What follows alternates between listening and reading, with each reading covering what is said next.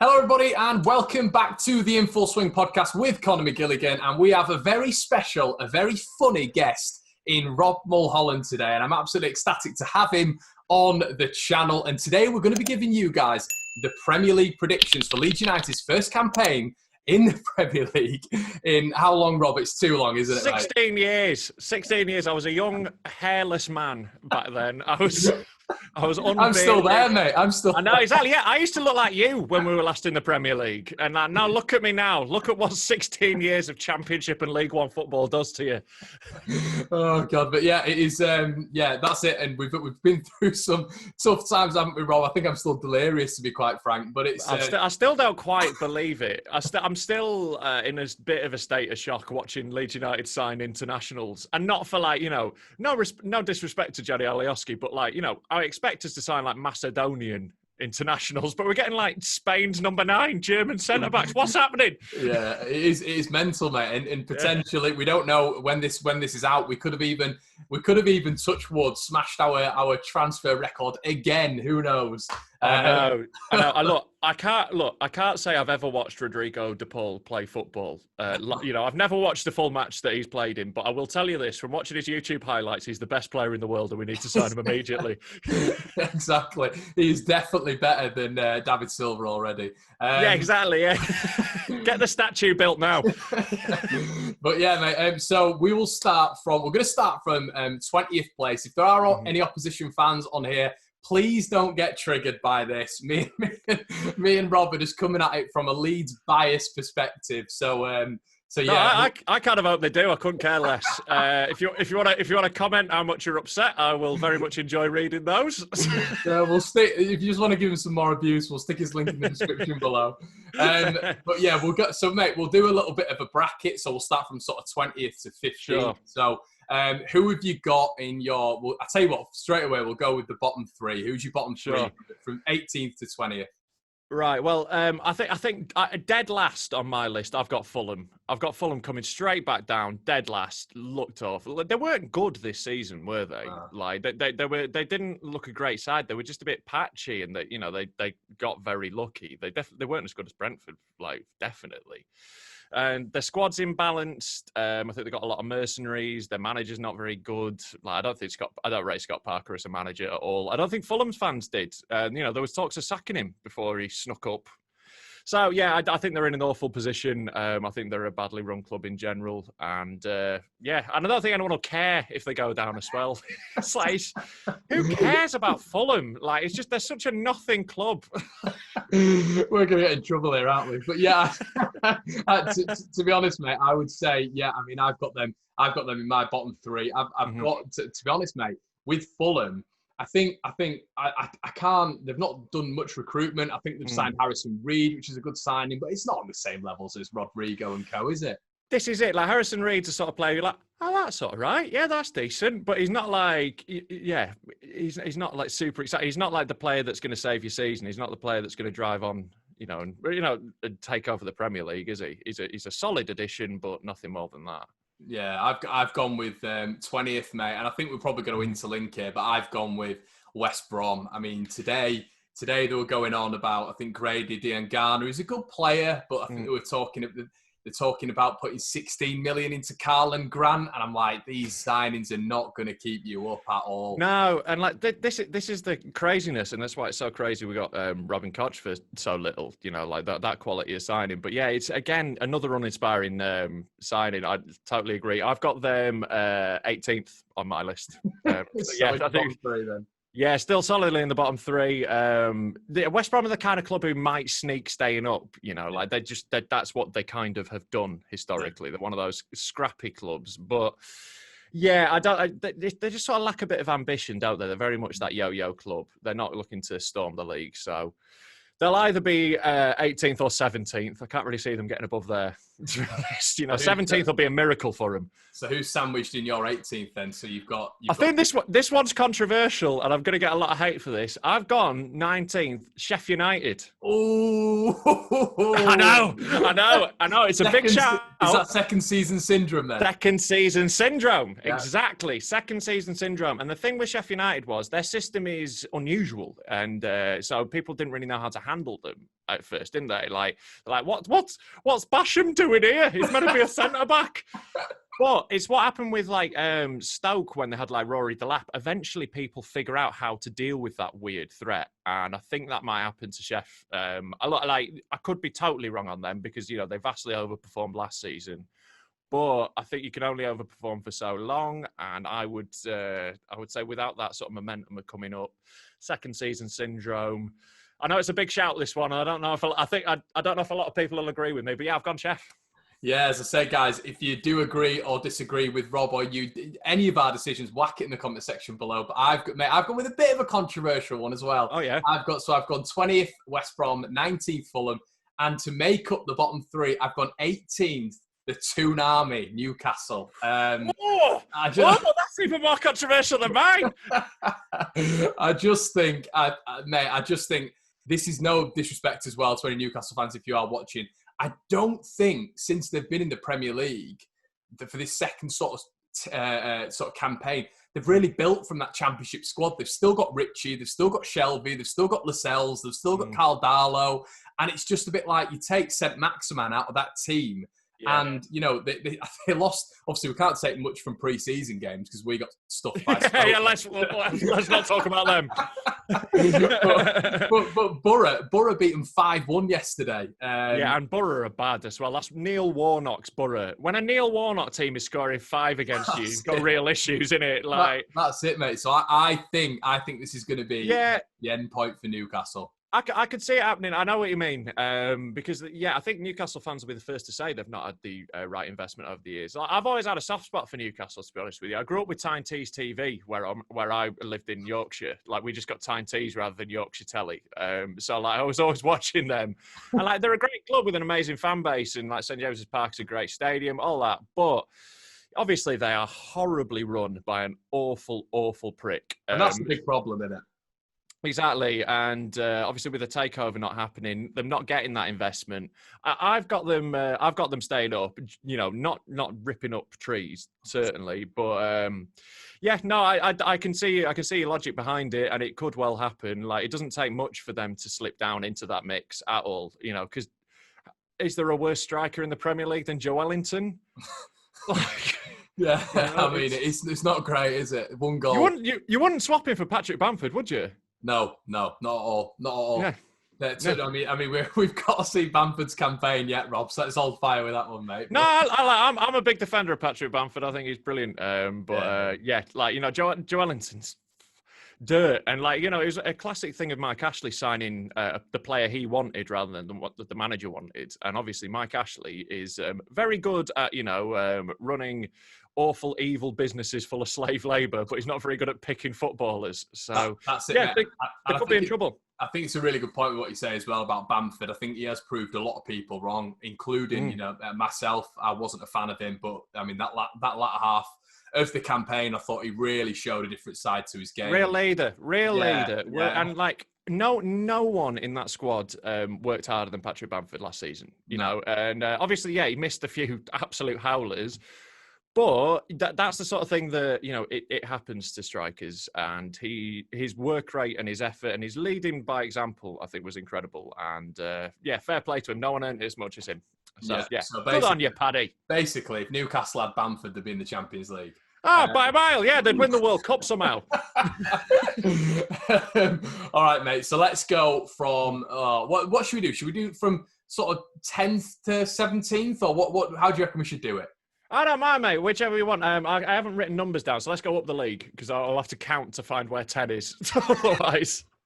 Okay, let's go from. So who's scraping out of it for you? We'll go from 17th to 14th. Sure. Scraping out of it in 17th for me is Palace. Oh, okay. Yeah. And to be fair, I only think they scrape out of it if they keep hold of Zaha. With a couple of key losses, they could easily go down. They're not that good a side. Is the thing. They're a very functional, one-dimensional team from when I've watched them. They're not going to set the league on fire, but I think they've got enough to stay up. So I'm putting them there.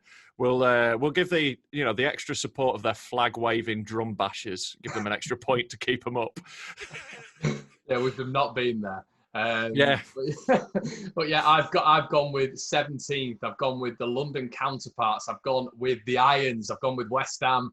I think they were saying the other day, I think Brady's come out and Gold and Sullivan essentially turned round and say we're trying to avoid relegation this year, which it's not the best outlook for a club who is sort of the fan base is sort of from top. I don't know if they're thinking sort of top 10, but at least sort of higher up in the league than that. But I think as well, just it seems to all go wrong there as well. It's not similar to Newcastle, but it's like daft things like the other day. I think Jordan Hugo, I mean, I don't rate him as a football player, but buying him for 10 million, then selling him for 2 million, it's not the best bit of business, is it? It's not great. No, they are awfully run, and you know, like I almost feel for West Ham fans because of what happens to them with moving to the London Stadium and how awful that is for a football club to just remove all the atmosphere. Upton Park was an incredible ground. It was a great away day. I had a great away day there once when Ross McCormack scored a last-minute equaliser to make it 2-2, and I ended up travelling about 8 rows down the stands. Wasn't that I was there? So that was Clayton, wasn't it? Oh, it was Clayton scored the winner. Yeah, he scored the equaliser. McCormack got the first one. Yeah, that was an amazing day, and but losing that atmosphere is terrible for them. But then I remember that they're all like Essex Tories, so Sodom. But yeah, like I've got them. Where have I got West? I've got them. Hold on, 20th, 19th, 16th. I've got them in 14th on mine. Right. Just because they're just that sort of club that sort of sits around in the middle, not doing much. But yeah, again, I'm not like optimistic for their season. I think that'll be quite. I think from the owner's outlook, that'll be a really good season. Yeah, I think I've been optimistic, to be honest. Like looking at it now, I think you might be right. But it's just like when you hire David Moyes, it's just like giving up, isn't it? It's just going. Well, you know, maybe we'll scrape up. It's not an ambitious. And David Moyes as well, and being told there's going to be minimal money invested. It's not the greatest combo, is it? No, it's not like, you know, I bet they're not buzzing for the season to come. I can't imagine they're that excited. So, yeah, like I can fully see your reasoning for that one. Rob, 16th. Next up, I have got, I've got above them, I've got Newcastle there. Right. Yeah. Similar reasons? Similar reasons. I don't think they're going to be great, but again, I think they'll just have enough to, you know, keep themselves solidly in there. I think, you know, they usually do, and they are well organised is the thing. Like, you know, they are hard to break down. And being hard to break down and organised is better than half the teams in the Premier League, to be honest with you. There's a lot of ropey sides in the league at the moment. So if you can get well organised, you should be able to scrape up. So that's my thinking on Newcastle. No, there's a big argument to that. And, you know, it's a conversation for another day. But some people would argue that, you know, even Sheffield United and Burnley and clubs of that ilk, that building from the back's more important than going forward, isn't it? It can be, and it's one of the reasons I'm very optimistic about Leeds is our defensive record. You know, it's but yeah, there's a lot of badly organised teams who just leak goals. So I've maybe been harsh on Sheffield United thinking back now because they are well organised at the back. I'm making the exact same argument, but saying that Newcastle will be fine. But yeah, no, I just think Newcastle will have enough to just about stay up. And, I'm going to go with Villa. I just reckon Jack Grealish FC in 16th. I reckon. Listen, and I don't, Rob, and you might disagree with me. I taking the man out of it. He's a good player. I think he's a good player. Sure, he's good at football. That is true. Yeah. But you know, Hitler was good at painting. Oh God! I do agree. He's a fantastic player. He really is. Like, you know, he is an awful, greasy little sod, but he is very good, and he creates so much. His attacking output is unreal. That's it. And I think if he had a few better players around him, and I think you know, if they get someone like Ben Rama, they're still in for Watkins, aren't they? So if they get that attacking Watkins output right. It does look like, you know, Watkins looks like he's leaning towards Villa, doesn't it, from everything I've seen? And I think, like, Ollie Watkins is a very good player. And if he adapts to the Premier League, you know, getting that sort of service off Grealish, that could be a handy link-up. I've got them. I haven't mentioned them yet because I think they might do a little bit better. So let's go on 15th, mate. Next up, I've got Southampton. Oh, snap! Yeah, nice. We've matched. Because again, like, what can you really say about Southampton? They're the most 15th in the Premier League team going, aren't they? They're just solidly in there, you know, and like they're a selling club that, you know, they do well to stay there because, you know, they develop talent and sell it on. And that's a really difficult thing to keep doing for as long as they have done. you know, like to keep repeating that trick of producing great players and moving them on to keep yourself afloat. Yeah. So much respect to them. I think they've done very well. I like Hassan Huttle. I think he's a decent manager. Should have sold us Che Adams, but you know. But overall, yeah, I think they'll do all right. I think 15th is perfectly good for them. I think they'll be happy with that. I think. Yeah, I'd agree with you, mate. I think sort of Danny Ings, you can't. I mean, he might be able to replicate what he did last season, but I think he can though. Yeah. If you look at his past, he's a very, very good Premier League striker. That's why Liverpool bought him. You know, he's just been. They have got. Let's be right. It's not like they've got a bad squad. They've got a good squad. Southampton. They're a decent side, like definitely, and you know, possibly underrated by both of us here. But they're just so uninspiring. They're just so like, it's just sort of a bit of a. So it's kind of hard to get too excited about them. But they are decent enough, and I think they could have a reasonable season. Who knows? Rob, I've gone 14th. I've gone Sheffield United. So the reason I've done that, mate, is basically. When you sort of, you know, you said that you needed good defensive stability, then you sort of put them 19th. I was sort of on that bandwagon, mate. I think you've got they're all right. They're very good at the back, and I think they can always chip in with goals up front. To be fair, though, what I will say is, you know, and I'm not comparing. I guess I naturally am, but you know, when we're going for players like Rodrigo, you know, when we're looking at someone like DePaul, when we're looking at all these different attacking outlets that we're getting, you've got to be good going forward. And I just think with Sheffield United this season, the likes of McBurney, Mousse, Billy Sharp, I don't know if they're going to struggle up front. So yeah, the defensive stability might be good, but still you do have to chip in with some going forward. Yeah, it's that old thing of like, you know, if you don't concede, then you only have to score one, is the old adage. But if you don't score, your opponent only has to score one for you to lose. You know, and I think that works both ways round. And that's my worry with Sheff. Like, where are the goals coming from? And now that, you know, teams have slightly adapted to how they play, I think that they could, you know, obviously I think they could struggle. I've put them in 19th, but yeah, like they could well be stodgy enough to stay up, but they're definitely not going to have a season like they did last year. No. So who have you got in 14th, mate? Next up, I've got West Ham. Again, I think I'm being optimistic for them, possibly. I think, you know, but. They're just like, they throw enough money at the, you know, every time they just throw enough money at it to just be solid enough. Yeah. They haven't got bad players either, have they? Yarmolenko, Antonio, Lanzini. Antonio's great, you know. Like I would have him at Leeds in a heartbeat. Antonio, I think he's a fantastic centre forward, and obviously Rob Snodgrass is wonderful. What a brilliant man. But yeah, like there is quality in their squads. I think they're a bit disjointed, and you know, obviously uninspiring management and behind the scenes. But I think, you know, for me and my predictions, I've got them there. But what I will say is. I could easily swap West Ham and Sheffield United. Like those two, I could easily see them being in the opposite positions that I put them in. Definitely. And weirdly, mate, I'm looking at this now and I'm thinking why, but I've gone 13th, Palace. Wow. Yeah, indeed. Wow, indeed. I think it is one of those where it's like Zaha. They keep hold of him, but is he going to fire him to 13th? That's definitely a changeable one for me. Yeah, it's achievable though. They could, because the problem is with predicting the bottom half is there's a lot of terrible teams. Like it's really hard. Like there are they're so similar as well, aren't they? They're all like, because the thing was when all this extra money came into the Premier League, and the sort of thing was, oh, the quality will get better because the teams at the bottom will have more money and they'll be able to compete more. And we've seen definitely that, you know, teams at the bottom of the league don't have to sell their best players as much, stuff like that. But rather than buying better players, it just seems like a lot of teams at the bottom of the Premier League just spend more money on the same shit players. You know, like they're not buying better players; they're spending more money on bad ones. Yeah. So there's a lot of them that are in there that it's kind of hard to separate. So it'll be interesting to see how that shakes out. But they could nick it, but I don't think they'll be that high myself. Yeah, no, definitely, I can get that. Have you said who you've got in 13th? I've got Villa next up. Villa, what a season.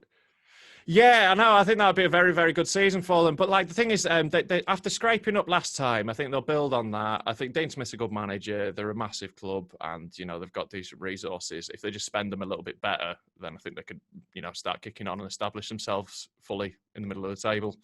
Yeah, I could see that. I mean, I guess the only sort of down point from Villa is maybe the defensive nature. It's not a great back line, but at the same time, like you said, mate, there's so many teams in that bottom 10 who probably have an average back line that if Villa can get out of the woods with potentially the likes of Watkins, Ben Rama, Grealish, they're going to be able to do all right, aren't they? That's it. That would be, a fairly frightening attack, to be honest with you. There's some real potential to do some damage there. So, I'm sort of basing it on them getting a couple of targets. If they don't make those signings, then they'll be nowhere near that prediction. But with the sort of signings that they're being linked with, and I know that they've got the clout to be able to drop that sort of money. We saw last season that they got the checkbook out, didn't they? They need to rein it in a little bit on last season. Maybe don't buy quite as many players this year.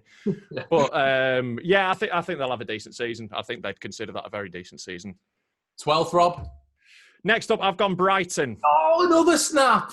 There we go. I mean, look, with Ben White at the back, they're never going to concede a goal ever. That's it. That's 100% clean sheet ratio, isn't it? It's only going through Dunk. Yeah, Look, I hope they get relegated so we can buy Ben White. But I think they're a decent side. They play decent stuff. Graham Potter's an underrated manager, actually. I think they do play a really good style of football, and they're solid. And I did live in Brighton for like last year, so I can't be too harsh on them because I've got mates down there who'll kick me head in. Nice place. It's all right, mate. Look, it's a great place to visit. I wouldn't recommend living there. It's too expensive, too far from everywhere, and the tap water is awful. The tap water is a critical point in where you live. I lived in Sheffield, and the tap water was very good. Yeah, it's always amazing in Sheffield. Generally, the rule of thumb is the further north you go, the better. In Scotland, it's unreal. But yeah, in Brighton, it's all chalky and cloudy, so no good. So that's why they're the main reasons for going in 12. Yeah, but I think they're a decent size. I think that, and they're stable enough. So, and there's a lot of teams worse than them, I think. Yeah, I think if you look at their team now, I mean, obviously with Maldini at the back now as well, they've got it's him. Not a bad name for a defender, is it? But they've got him. Obviously, they've got Dunk, who's highly rated. Obviously, wanted by Chelsea, but then even just going forward, obviously you got the likes of that Trossard, you got Mopé as well. They've got a good team now. They're building a good. I really rate Neil Mopé. He's a very good player, and we've watched what he's done to Leeds in the past. So I've seen him a couple of times destroy our hopes. So yeah, I think they're a good side, and they're sensible. They're not going to overreach themselves. They're not going to buy 15 players and ruin the squad. They're just inch by inch moving forward. So yeah, good on them. Good luck to you. I'm not having a rivalry. You can get lost. Take your seagulls and go home. But yeah. So I think that I think that we might have 11th as well. So we may do, but I'm just predicting this because I think they could be a little bit further down the top 10. So who have you gone for? Next up, Burnley. Yes. You can't put them in the top half, can you? But they're not bad. The thing is, they are just exactly in the middle. They're very solid. They'll be solid again. They've got Chris Wood. If you've got a good defence in Chris Wood, that's a decent side, isn't it? Yeah, definitely. I can't think of anyone who they've signed as well. Normally they sign an absolute monster at the back every window, but I don't think they have. But they got rid of Jeff Hendrick to Newcastle, a really blockbuster release there. But aside from that, mate, obviously got Charlie Taylor there at left back. But, and good to see him doing well. The way he left Leeds was a little bit, it wasn't the greatest at the time. But good luck to him. I can see why he wanted to move away from the club at that point. It wasn't like we were ripping up trees, was it? So, and uninspiring. But obviously, it very much depends on keeping the management in place. If they at some point go on a bad run and crap the bed and sack him, then they're in a lot of trouble. Yeah, if they keep stable, they'll be all right. I think as well, Rob, you never know what you're going to get with Burnley. We could be playing them twice, but it's never going to be a guaranteed win, is it, against Burnley? No, that's it. They're not a team you ever look at and go, "Oh, that's 3 points." What you think is, "Oh, that's a tough away draw." It's 1 point usually. They're very stodgy. They're the kind of team that will have a hard time against as well. It's that stylistic clash. We've seen it against Cardiff or for example in the last season, or Millwall. When we play teams like that who are big and physical and don't look to play as much, then we struggle a bit. Yeah, it's a really good point, that, mate. Because I think there's teams like that, isn't there? It's like you look at someone like the team like Sheffield United, who are strong at the back and they're compact, and Burnley, and you do think to yourself, could these cause Leeds a little bit of struggle next year? Oh yeah, those are the teams we'll struggle more against, like because teams that come out and play against us will pass through, and like that's what I'm looking forward to more this season. Fewer teams like packing 10 men behind the ball, but Burnley will happily do that. I mean, you can tell that Burnley play awful, ugly football from how much their fans go on about. No, actually, we play quite good football sometimes. It's a classic sign of a team playing awful football when they're like, no, actually, we do. We can play some football, and it's like, yeah, all right. Occasionally, yeah, you'll put together 3 passes. Well done. Yeah, they've got that decent. That Dwight McNeil's a good player as well, isn't he? Yeah, that's it. They've got decent players. They are, their squad's decent, and they've got a really great team spirit, and they are that classic example of being more than the sum of their parts. Like they're a really good unit that work hard together, and it doesn't seem like there's big egos. And that gets you a long way. Genuinely, with how ropey half the Premier League is, a strong, compact team with good team spirit will do you all right. I think at the moment. Rob, 10th. 10th, I've got, I think this one might be a little controversial. I've gone Everton.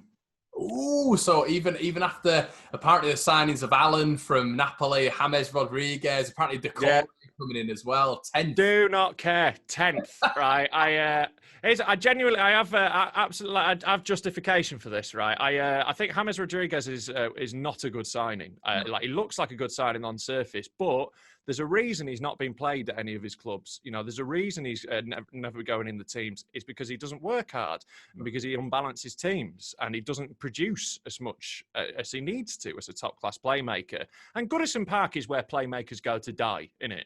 Yeah. Like, the amount of like aging playmakers they bought who just don't quite kick on.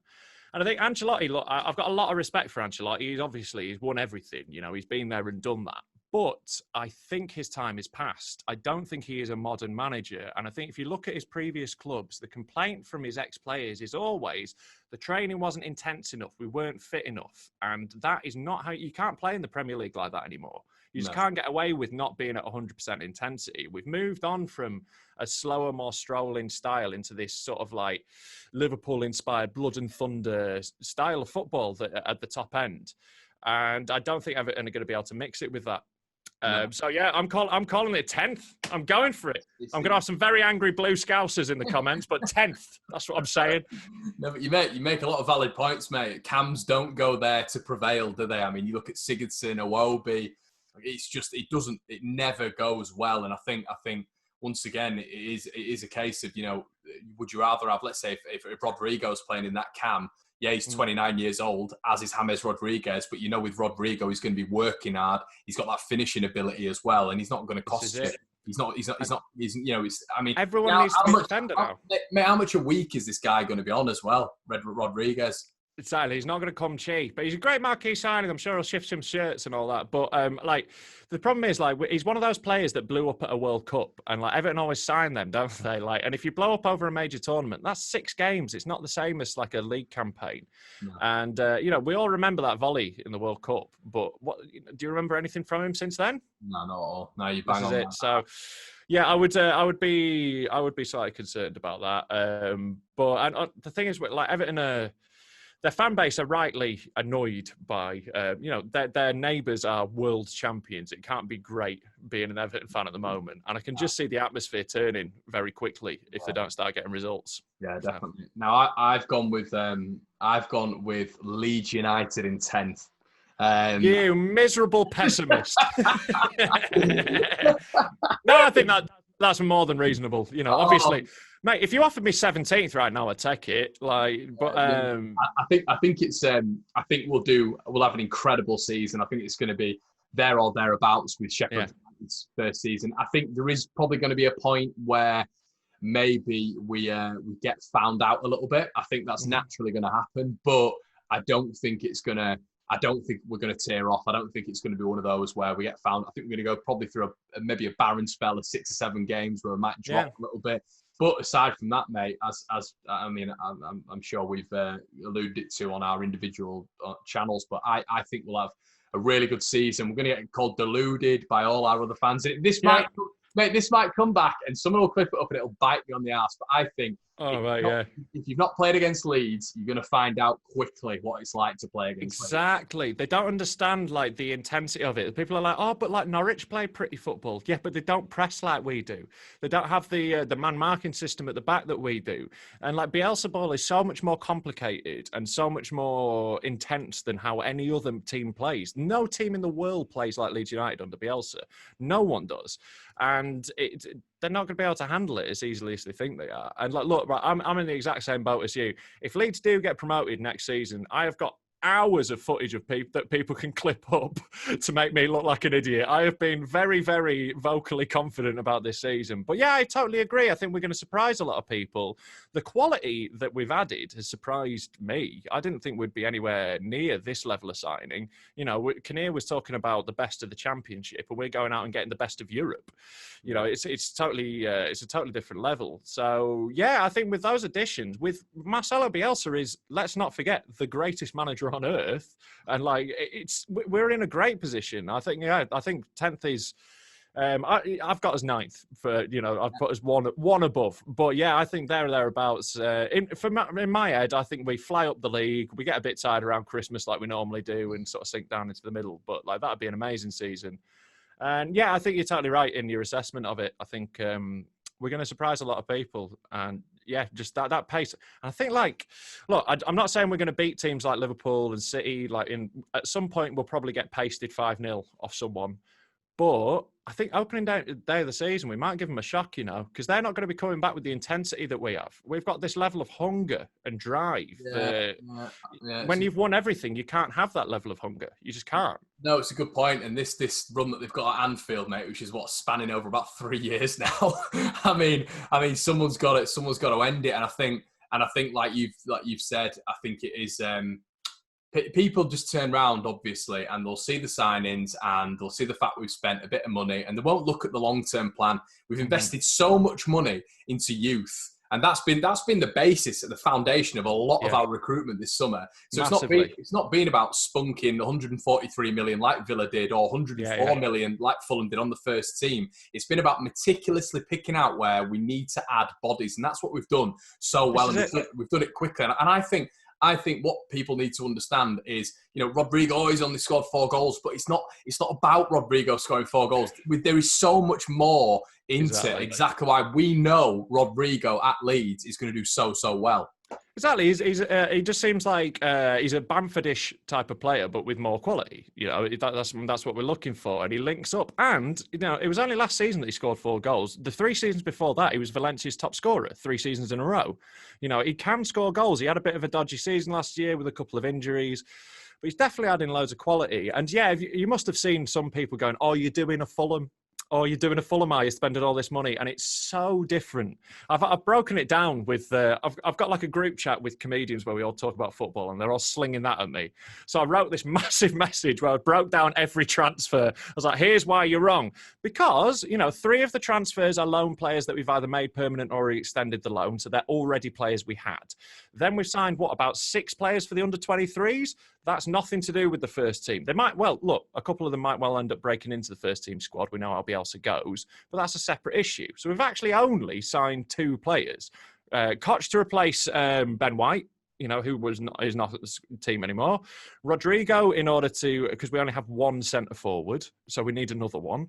And then we're looking at DePaul, who would be playing in the position that last season it was either Pablo or Tyler Roberts would play. Tyler Roberts is always injured and looking like he might go on loan, is the talk, and Pablo's 36. You know, we're adding in really key areas. And if we had that, I can't remember the name of that Croatian centre-back we're linked with, but if we add him, that's to replace Berardi, who's out for a long injury, and we might be looking at a keeper to replace Kiko Casilla.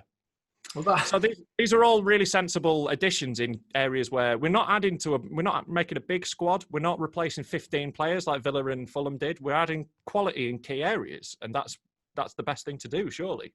Yeah, no, you bang on, mate. And I just think that is exactly it. It's not like you're spending 140 million and bringing in 3 centre attacking midfielders, 2 forwards, 3 wingers. It's like we had to replace what we need to replace with added additional quality. Exactly. Yeah, and I think, you know, come on here and we're going to get absolutely bantered. But listen, we're optimistic. We're back from 16 years. We've got the best coach in the world.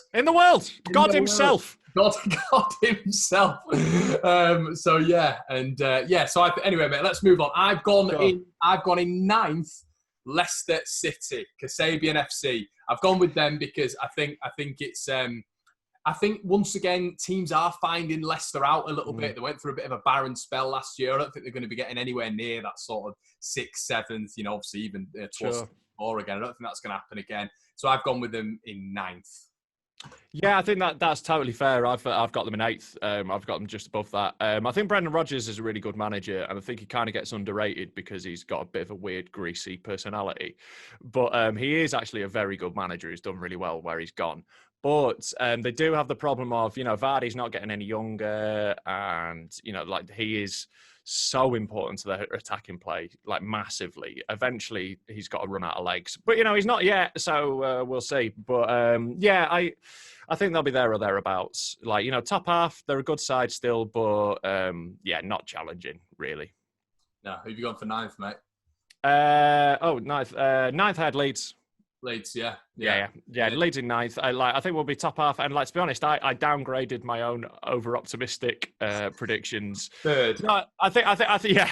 In my head, we're winning the league. But no, I think ninth is more than reasonable. And I think that's I think we'll be there. I'm calling it. I think it's perfectly doable that we finish in and around there.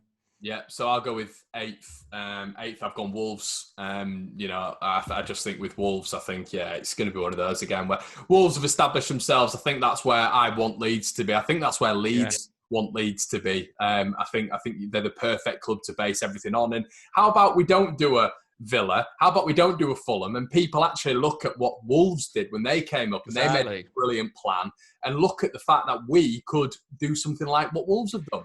Yeah, and we dominated the championship in a similar way. We genuinely massively, it felt tense towards the end, but looking at the table now, how did it feel tense? That championship season, we walked it. We were absolutely streets ahead of the rest of the league. And we've got the foundation of the squad together with some real quality. Yeah, I think they're exactly the sort of team. I mean, I think Leeds are hoping to be above that. All the talk is of building a Champions League squad. But obviously that's a few years down the line, and I think Wolves are trying to do that. But yeah, I think they're a very good squad team to emulate. I think they're a great side. I really enjoy watching Wolves as well. They're great to watch. Jimenez just does unbelievable things. Adama Traore is such a great player as well, and gets really underrated. Rob, he's never been to the gym though. No, exactly. Yeah, that's all natural. That. But yeah, but also his technical ability and his reading of the game is really, really great now. And that's the thing, he's really underrated as just a baller. He's fantastic. And then you add that physique and pace onto his technical ability. He's scary, Adama Traore. I don't think there's a single footballer in the world I would less like to have running at me with the ball. Do you remember at Borough when they beat us 3-0? I think it was when Bamford scored 3 and he just absolutely tore through our entire team for about 20 minutes. And he's got better since then. He's got better and better. So, I think they're a great side, and I think they'll carry on doing well. It must be a lot of fun being a Wolves fan at the moment. So, Definitely. Good on them, because it can't be much fun living in Wolverhampton. Rob, 7th? That's where I've put... that's where I put Wolves. Wolves, okay. We're into a part of the league where I think we're going to be matching up a fair bit. But so that's where I've gone for Wolves. Yeah, I've got so 7th, mate. I've gone with Everton. I don't know with Everton. You make really good points, and it's either going to be obviously success or failure. I know it's very easy to say, but there's going to be no middle ground. I don't think with Everton this year, and we've given them enough coverage. So there you go. Everton, you're in 7th for me. Right, mate. Now on to the illustrious Europa League spots. 6th. So who have you gone with? 6th, I've gone for Spurs. Snap. Yeah, I'm halfway through watching All or Nothing at the moment. It's so funny. But again, Mourinho's one of those coaches who I think his style of football is not what, it's not what... his style of football sort of developed to counteract tiki-taka, and it was really great at counteracting tiki-taka. But the top teams aren't playing that now. They're playing this super fast Klopp style football. Is the sort of dominant style in world football now. and it's not as effective against that. And like his teams aren't as good in transition, and personality-wise, he causes problems. And it all sort of falls apart. And the fans don't like him because he's Chelsea. So there's not that. Like when Mourinho works best is when there's that atmosphere of us against the world, and when he's inculcated that sort of thing, like his Interside or his first Chelsea team, where it was like they were a proper set of bastards, everyone hated them, but they had that bunker mentality. And if he's at a club where people aren't behind him and they don't love him, I think it's a real struggle for him. Like he didn't do well at the Dirty Scum, did he? So I can't see them doing, like, they've got far too good a squad to be that far down the table. Their squad is unreal. Yeah. But I think they're a bit disjointed, and I think a lot of them, their best days might be done. So yeah, I've gone for 6 for them. Yeah, I mean, I've said this. I've said once again, taking that these white tinted glasses off. I think we'll do the double over them this year, Spurs. I do. I'd love to, because Mourinho is the anti-Bielsa, isn't he? He's the opposite of Bielsa. Yeah. Although maybe what you're saying there, I mean, he's always had that. He's always had that sort of an antidote, hasn't he? So, for example, when he was at Inter, obviously, I believe it was either Milan or Juve at the time. They were the football, the flowing football side. He put that Inter side, and he just made them absolutely tough and hard to beat. Yeah. They did it incredibly well. Did it with Porto as well. He's done it with, and the issue is he couldn't do it with Manchester United, because Manchester United is such an attacking team that he really struggled to just make them solid at the back. They're just so top heavy that with regards to, but like you were just saying, with Chelsea, just make them solid everywhere. But yeah, exactly. I just don't think, I think in the Amazon documentary, when we've got a better team here than at Man United, I mean, I cannot stand them at all.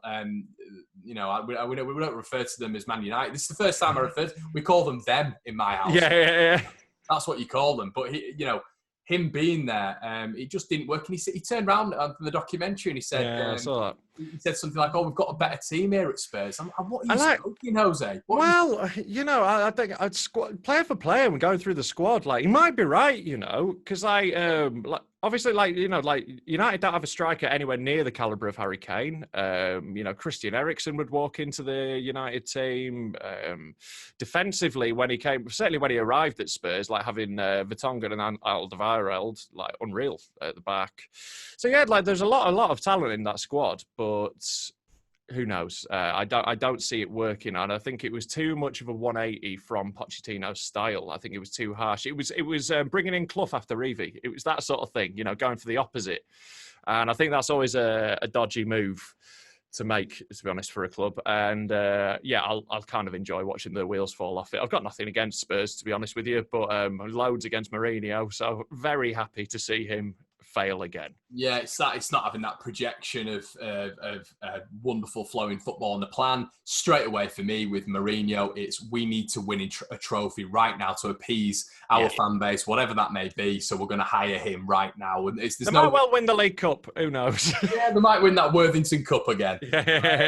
Johnny Woodgate. But I think in fifth, it's probably going to be quite similar, mate. Who have you gone for? I've gone for the Scum. Ooh, yeah, I've got him in fifth. I know this is going to get me some hate. I don't care. Sodom. No. Right. I know I can't be unbiased about these lot. I can't.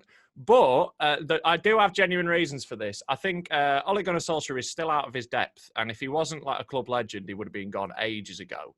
I don't think he is a top class manager. Also, like the signings they've made, like look, Van der Beek is a great player, and Bruno Fernandes is very good. Pogba's great, obviously.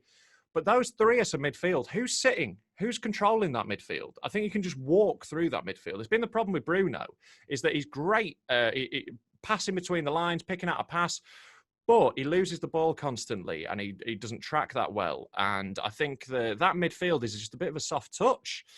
And I think they've got a few issues around the pitch. I don't think they're consistent enough to really kick on, to be honest with you. I think they're patchy. So fingers crossed that I'm right. Yeah, fingers crossed that you're wrong, mate, and they finish 18th. But yeah, exactly. Yeah, that'll be delightful. What I would say, if we finish 17th and beat them once, I'll be happy with that. Oh God, yeah. It'd be brilliant if it was at Ellen Road as well, wouldn't it? We had the fans back. Be amazing. But yeah, I think I've gone with Arsenal in fifth. I think, yeah, I've actually picked them ahead of them, because I think they've just got a little bit more quality, I feel, in the squad. I think Bruno. I do know what you mean. I do think Bruno's made a massive difference as well, and also VAR's helped them out as well. Great. Well, of course, yeah. Anything that can help referees give them more penalties. But yeah, I've gone with that. I don't think that's unreasonable at all. I've gone for Arsenal in fourth, actually. I'll put them one up. I rate Arteta, and I think I think with given a bit of time, I think he could do a really good job. Obviously, Arsenal are Arsenal, so it's very hard to back them for too much because, they do love falling apart, and they have the most spoiled, petulant fan base in the country, don't they? Just like, it is absolutely ridiculous, their fan base, how quickly they will turn. Yeah, so that is always an issue for them. If they don't start the season winning, then the fans will be on their back and they'll end up sacking Arteta, which will be ridiculous. So yeah, I mean, I've got to put them in fourth more out of hope than expectation, I think. Well, this is going to be the interesting one, mate. It's top three now. Before we sort of get into it, obviously, Chelsea have made some insane additions. Obviously, Timo Lampard bringing through the youth again. Good old Frank, trusting the kids by spending 300 billion on everyone. Like, basically, he's gone through like FIFA Ultimate Team and just picked every card that's over 90, hasn't he? Just slammed them in the team. That's it, mate. That's exactly what he's done. But he's incredible with the youth. Obviously, we can't forget that. What a wonderful man Frank Lampard is. But yeah, so I don't know if you've got them breaking the top two, mate, but I still think they're quite far away from that. I'm going to say.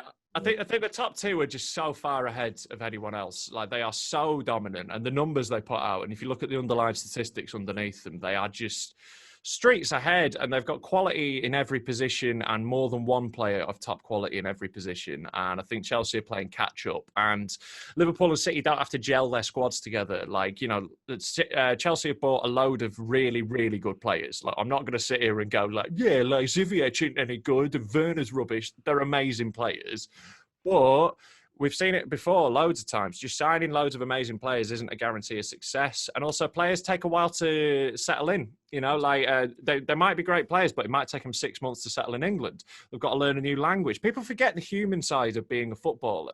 Moving to a new country is stressful and difficult, and it takes a while. And especially if you're playing Premier League football for the first time, the pace of it is insane. Yeah. It'll take a little while to adapt. And look, I would love them to do terribly, and I will dance in the streets when Frank Lampard gets sacked by them. But yeah, I think third is a good result for them, but I can't see them really challenging further than that. No, I mean, I'd agree with all that, and they'd probably be happy with third, really. Apart from a couple of probably petulant dummies thrown out the pram by their entire fan base and their manager. It's going to be an interesting year, mate. I think we'll have some ding dongs with them, which will be great. I'm looking forward to playing them again. They are. Like, I will happily say this on your channel for any Chelsea fans watching, you are the most loathsome fan base I've ever encountered. I have never seen so many Zeke Isles as to when I went to a Chelsea match, and I sincerely hope you get relegated to the conference. But I think they'll come third. Which can happen in a year, Rob. Yeah, exactly. Yeah. I hope they get deducted 3 billion points. But now the interesting one, mate, is going to be the top two. Now, Rob, who's winning the Premier League? Again, I'm just going to annoy the entire city of Liverpool. But I think City are winning it this year. Yeah, snap again, mate. Snap. I think I like Liverpool are an incredible team. I enjoy watching them a lot, and I really rate Klopp. Like, Klopp is the only manager who I think comes close to Bielsa. I think, in terms of not just being a great manager, but a great personality and someone that you'd really love to have at your club. And obviously he's done amazing things, but I think following up the season they've just had will be incredibly difficult. And again, City weirdly underperformed last year, despite the output they had. If you actually look at their XG and all that sort of thing, as we're well versed in as Leeds fans. I'll never hear that again.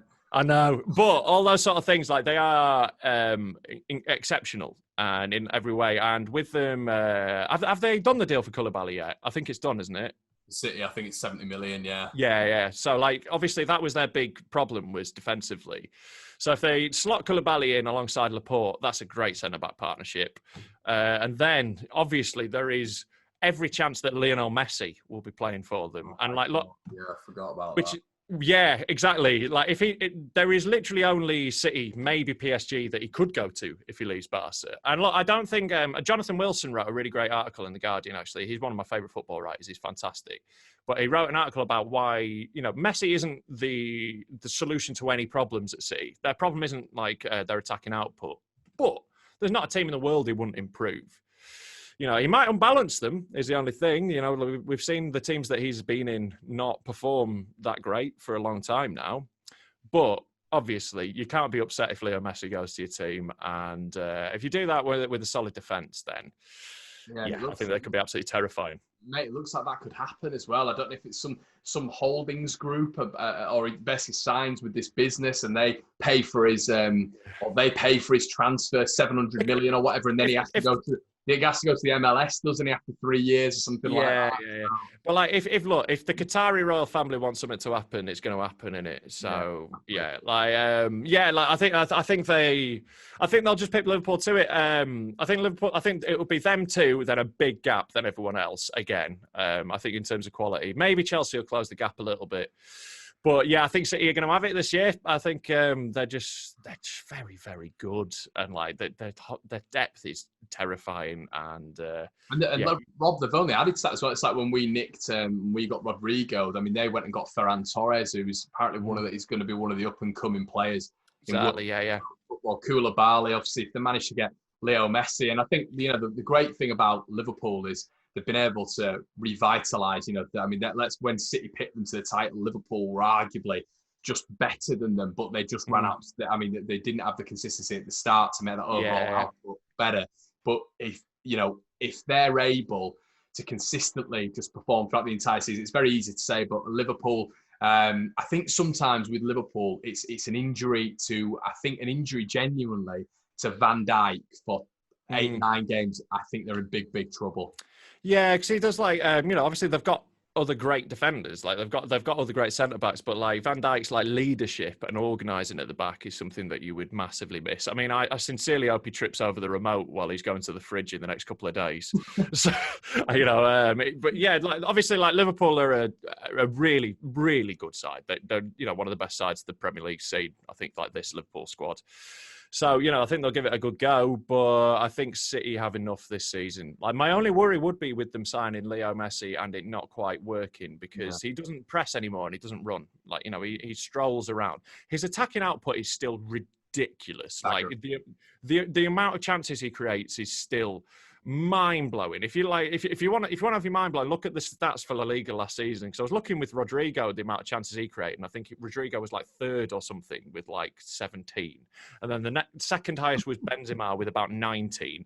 And then it was Leo Messi with about 40. It's that leap is just... Yeah. He's obviously the greatest player of all time. So, I'd agree. So that can't be a bad thing. But it could be, because we've seen how Argentina folded when they had a great squad, but they were focused too much on getting everything through Messi. Yeah. Barcelona in their current form have been like that. So it can unbalance your team having the best player. It's football's a team game, It's you need the 11 working together. But obviously, Pep Guardiola knows Messi better than anyone. Well, so he had his best. He had his best spell of his career, didn't he? When Guardiola. Possibly the best spell any club team's ever had. I think like that particular Barcelona team might be the best club team ever. Yeah, definitely. So reuniting some elements of that together can't be a bad thing. And I'll tell you what, like I'll be going to the Etihad to watch some matches. If Messi's there, I'll be popping down. Definitely. Unfortunately, I lost my nephew to being a glory supporting Man City fan, which I'm absolutely devastated about. It's his dad's fault. He's messed up. But I'll use him as an excuse to go watch Leo Messi. I'll take him to the match. Definitely. Right, Rob. Well, that's it, mate. There we go. It's been a laugh, mate. I've enjoyed it a lot. Obviously, it's gone on a while, but it's worth it. It's worth Good. it. There will be, I'm going to upload it as well as a podcast if you guys want to listen to it whilst you're on your way to work. If you're at work, wouldn't probably advise that. But, if you do want to listen to it via MP3, we'll upload it to there. So, Rob, thank you very much, mate. And yeah, slap a like on this video. If you want to see Rob back on the channel. I've enjoyed it, mate. I'd like to do a few bits in the future. Yeah, man, drop us a line. It's been a laugh, mate. I've enjoyed it. I normally just sit and talk to myself on my channel. So, yeah, it's nice to have someone to chat to, man. So, yeah, I'll come back on anytime. Yeah, brilliant. Good stuff, mate. Well, as I say, guys, make sure you like, comment, and subscribe to the channel. And as well, we've got Rob's link in the description below. All of you guys, Rob's growing. He's got some great ideas. Make sure you go follow him. Make sure and loads of terrible ones as well. And all those good bits as well. Mate, it's been an absolute pleasure. And I'll see you. Cheers, man. Catch you soon.